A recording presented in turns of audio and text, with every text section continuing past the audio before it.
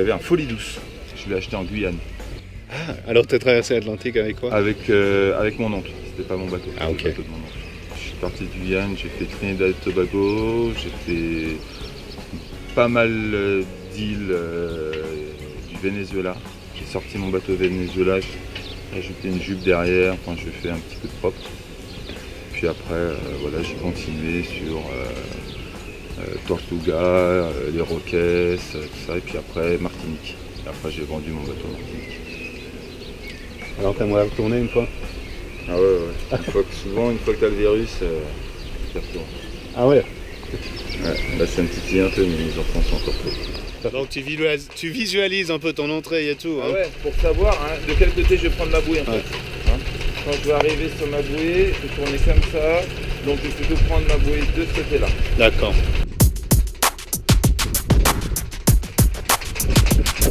Pareil? Pareil.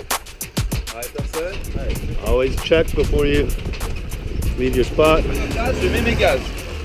Comme ça, après, je peux tourner, j'ai de la vitesse. Si j'ai pas de vitesse, je ne peux pas tourner. Voilà, et puis après, tu vois, j'ai baissé mes gaz parce que je ne vais pas non plus aller à plus de 6 km/h dans le port.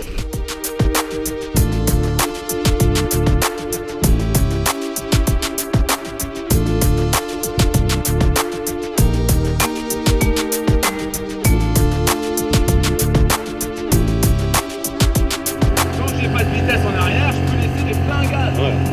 Là, je commence à avoir de la vitesse, donc je ralentis.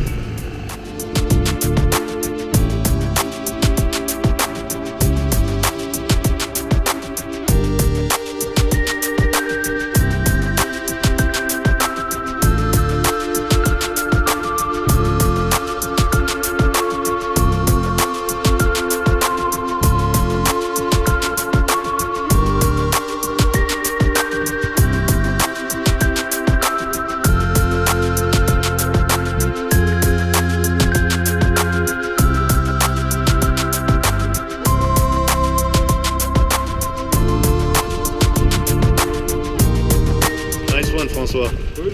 Good one. This was good. Ouais, toujours un petit peu plus de tension quand il y a du vent. On ne peut pas demander à quelqu'un de préparer ses amarres. Parce que c'est nous qui allons agir sur ce qu'on a préparé. Ouais.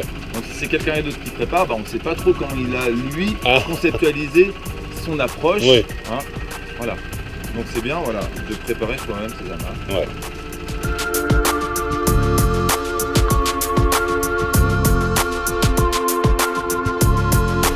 Alors là, c'est vrai que je suis bien de ce côté-là parce que je visualise ma place.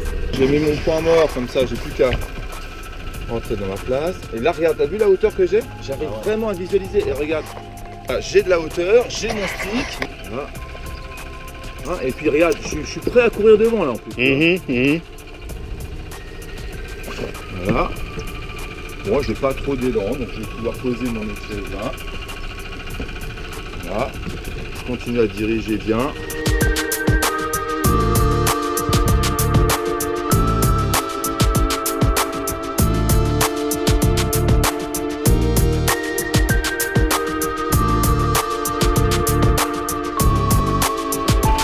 Et là, l'important, c'est vraiment pas toucher.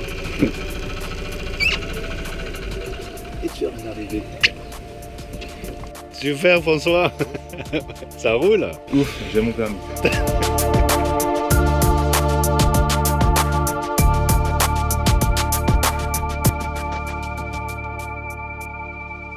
So here I am at the Department of Motor Vehicles, or Department of Automobiles and Navigation, and I'm here to take my sailing theory test.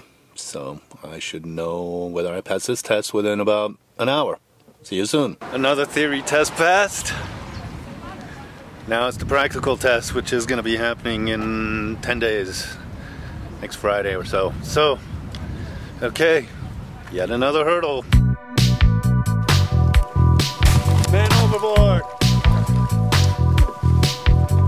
Keep watching them. Tu regarde l'homme à la mer.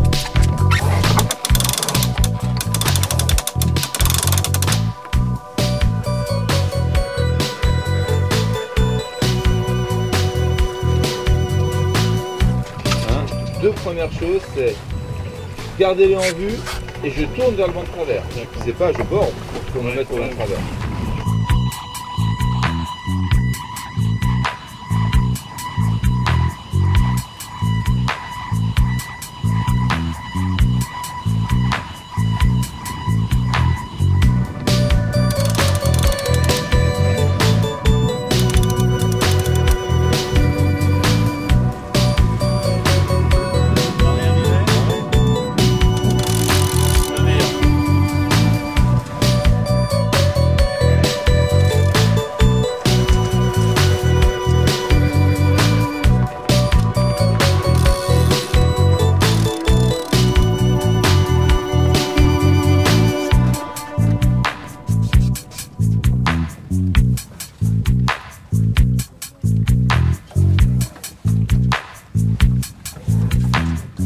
On approche.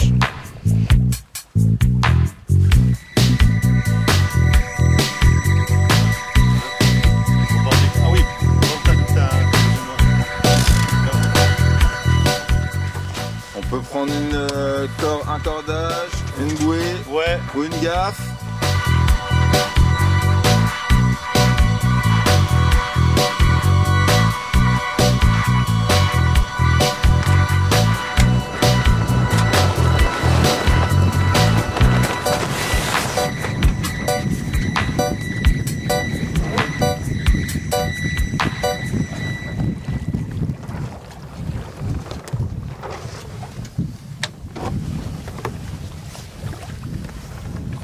Ah, parfait, bravo! Hey, you're alright! Super, merci François pour la bonne leçon. Thank you François for the great lesson. Fucking cool, man. De rien, Great. t'en prie, François's the man. c'est normal.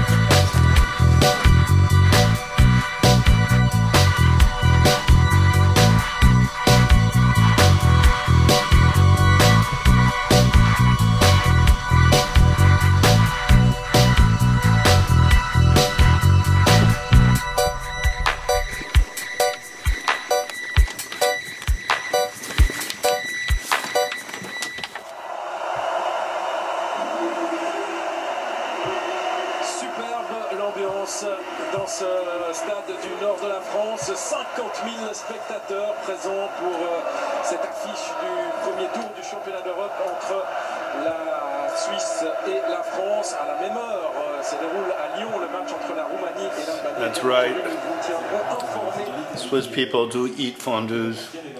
It's not a myth. And we're eating a fondue in summertime because it's freezing cold outside and raining. That's why we decided to have a fondue and watch the Eurofoot.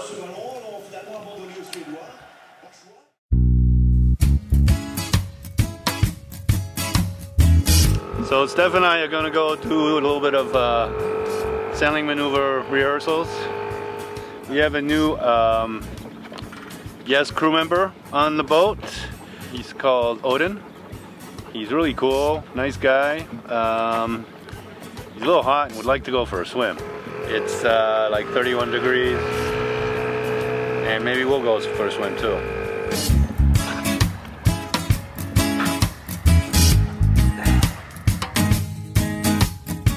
Odin is our Swiss dolphin, freshwater furry dolphin. We just gave little Sandy Sensinet quick cleanup. She was pretty dirty. I've been out most of winter and it's been rained so much. It's like tropical forests out here. There was moss and stains everywhere. So luckily no gull or poop or duck shit. So we gave her a little cleanup, but Mr. Odin's getting it all furry and hairy. Comes a little breeze.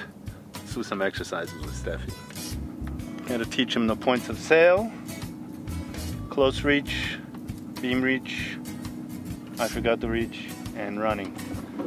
And do some tacking, some jibing, maybe the man overboard exercise. It seemed like summer would never come to Switzerland, but it was finally here. The lake and water looked so rich and vibrant in color, giving the landscape a look and feel of the tropics. Hello, global warming. But we had to work on our sailing techniques. Steph really helped me prepare for the theory test. And now I need to pass on some of my practical sailing knowledge to him. And, as well, rehearse myself. One last big challenge is passing the lake sailing test.